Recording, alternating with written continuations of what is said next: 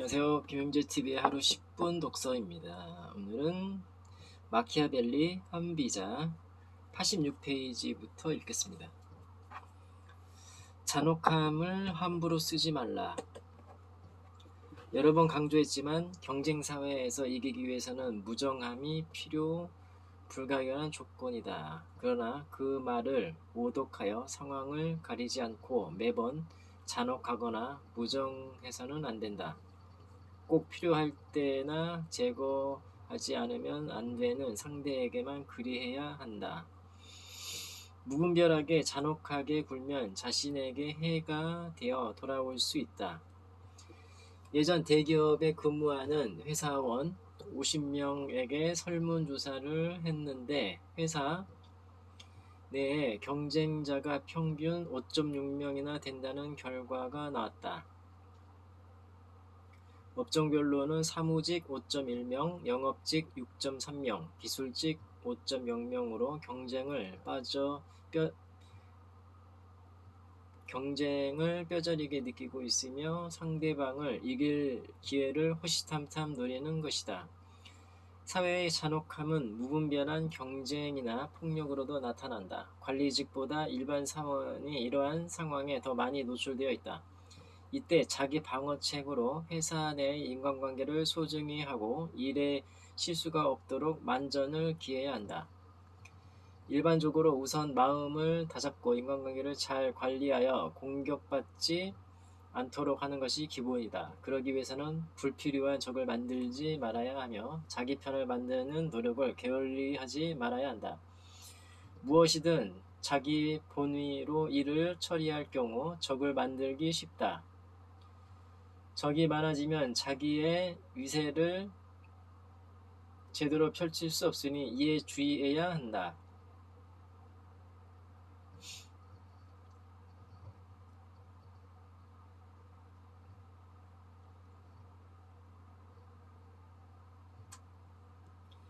많은 지배자는 잔혹한 행위로 인해 평화가 찾아왔을 때도 지배권을 유지할 수 없었다. 이것은 잔혹함을 함부로 쓰거나 서투르게 사용한 데 그 원인이 있다.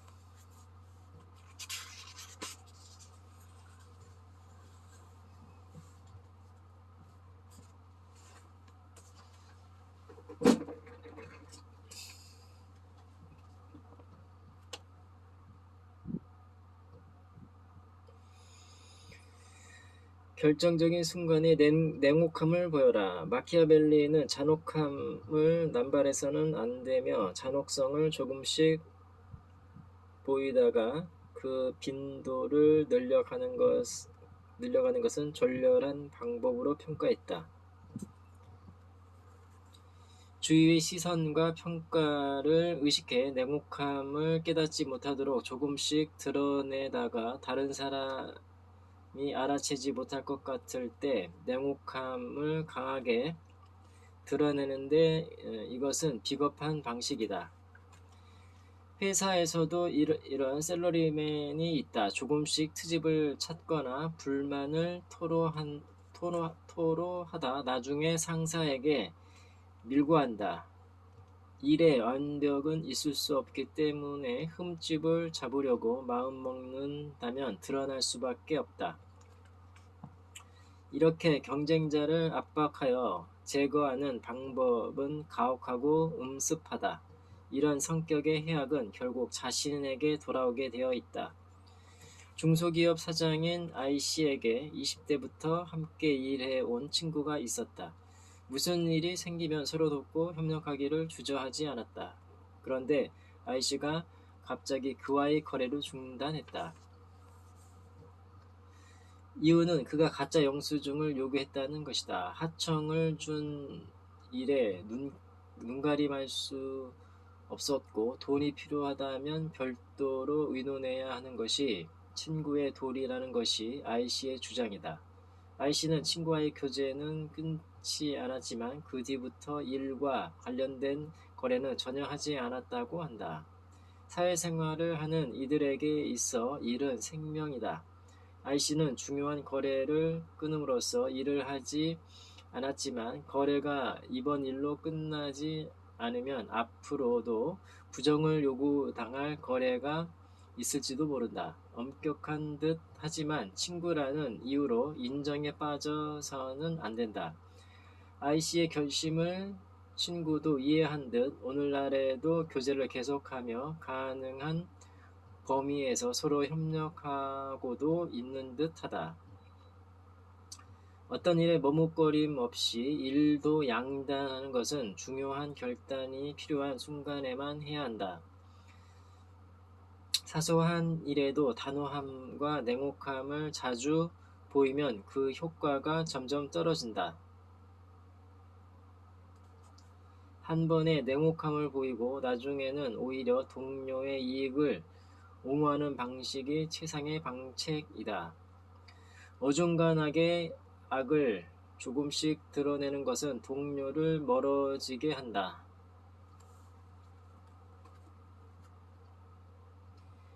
냉혹함은 결정적인 순간 한 번으로 족하다.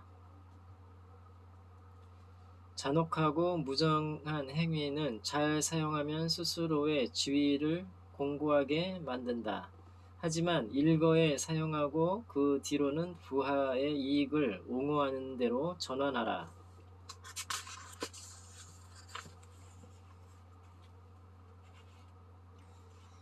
은혜는 조금씩 베풀어야 한다.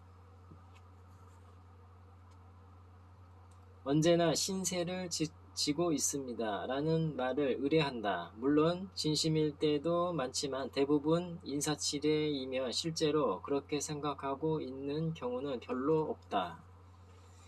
인간은 은혜를 쉽게 망각한다. 은혜를 입은 순간에는 평생 잊지 않겠습니다. 하고 눈물을 흘리기도 하지만 시간이 지남에 따라 점차 잊어버린다. 잊지 않아도 처음에 느꼈던 감정은 둔해지는 법이다. 이것을 반드시 망언이라고 단정할 수는 없다. 은의에 대한 평가는 저마다 다르다. 영민한 사람은 은혜를 입으면 그 내용이나 경과를 기억하다가 감사하는 생각을 갖고 있음을 나타낸다. 또한 그런 사람은 은혜를 베푼다. 베풀 때 적당한 간격과 수준으로 준다. 은혜는 계속해서 베풀면 상대방이 당연하게 생각된다. 은혜를 베풀었다고 해서 보답을 받을 수 있다고 여기는 것은 잘못이다. 간격과 그 정도가 적당하지 않으면 상대방에게 아무런 영향을 끼칠 수 없을 수도 있다. 슬픈 이야기일 수 있으나 인간의 이기적인 속성을 생각하면 이해할 수 없는 바도 아니다. 한꺼번에 모든 것을 내주는 것은 그 순간의 감동으로 끝이 날 때가 많다. 어떤 남자가 학교를 졸업한 뒤 전파사를 개업했지만 몇 년째 매상이 오르지 않았다. 그는 동급생인 공인회계사를 찾아갔다.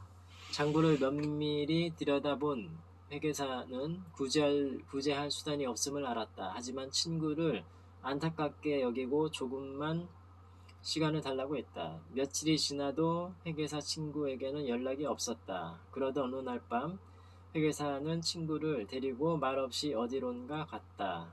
거기에는 작지만 번듯한 전파사가 있었다. 회계사가 친구에게 말했다. 여기서 다시 시작해 보도록 하게. 회계사는 그동안 친구를 위해 그 모든 준비를 했던 것이다.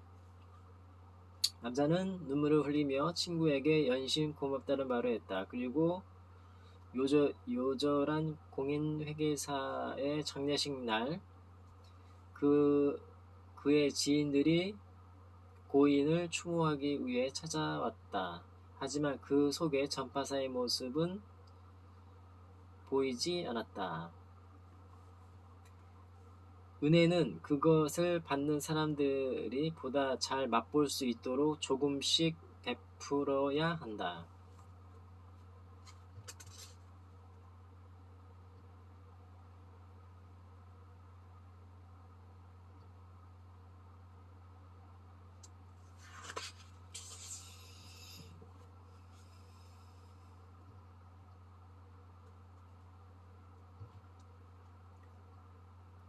절호의 기회는 단숨에 잡아라.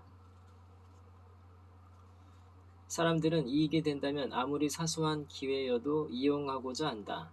작은 이익에도 순식간에 달려들며 그러한 기회를 호시탐탐 노린다. 그러나 진정한 의미에서 기회를 잡아 최대한으로 이용하려는 사람은 눈앞의 작은 것들에 현혹되기보다 천재일우의 기회를 교묘하게 이용하고 순식간에 야심을 달성하려 한다. 그러기 위해서는 대담한 용기를 갖고 결단력을 내리는 것도 중요하지만 순간적으로 흐름을 읽어내는 교활함이 필요하다. 대중이나 부하의 지지를 얻어 목적을 이루고 지배자의 지위를 손에 넣기 위해서는 얕은 지혜가 아닌 남들보다 월등한 교활함이 반드시 필요하다. 대중은 교활함에 약하다. 교활함의 부정적인 이미지와 위화감을 느낄 수 있지만 이 또한 하나의 전략인 셈이다.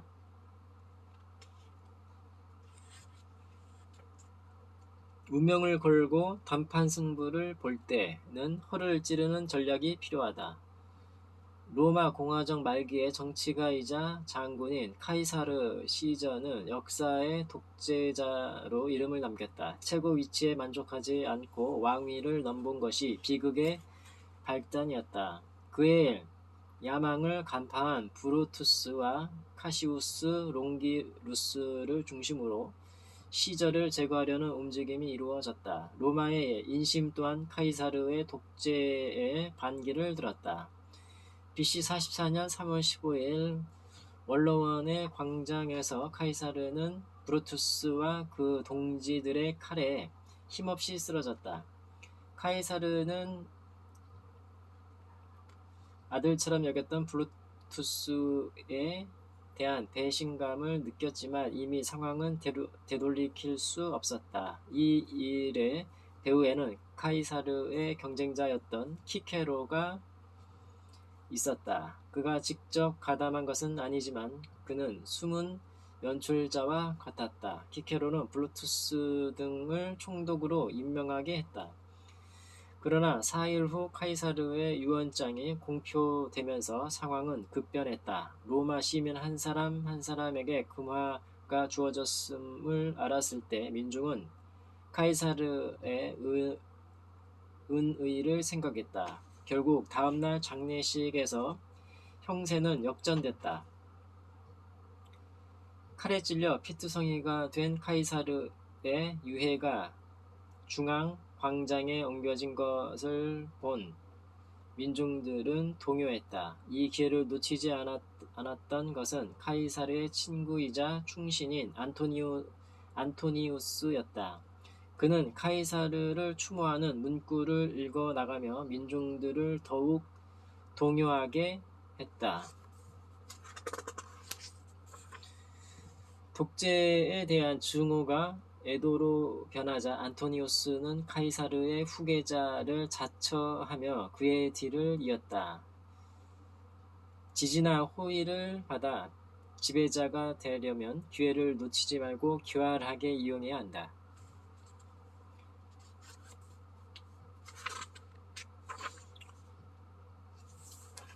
네, 오늘은 여기까지 읽겠습니다. 감사합니다. 김용재 TV였습니다.